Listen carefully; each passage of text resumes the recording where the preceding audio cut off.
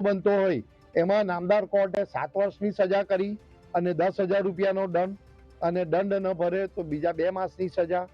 ત્યાર પછી 376B અન્વયે એને આજીવન કેદની સજા ફરમાવવામાં આવી અને 20,000નો દંડ.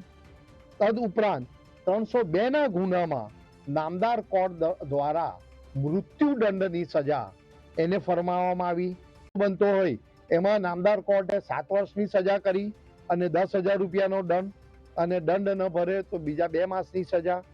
ત્યાર પછી 376B અન્વયે એને આજીવન કેદની સજા ફરમાવવામાં આવી અને 20,000નો દંડ. તદુપરાંત 302ના ગુનામાં નામદાર કોર્ટ દ્વારા મૃત્યુદંડની સજા એને ફરમાવવામાં આવી. બનતો હોય એમાં નામદાર કોર્ટે 7 વર્ષની સજા કરી અને 10,000 રૂપિયાનો દંડ, અને દંડ ન ભરે તો બીજા 2 માસની સજા.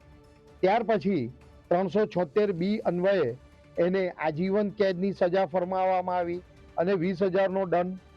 તદુપરાંત 302ના ગુનામાં નામદાર કોર્ટ દ્વારા મૃત્યુદંડની સજા એને ફરમાવવામાં આવી.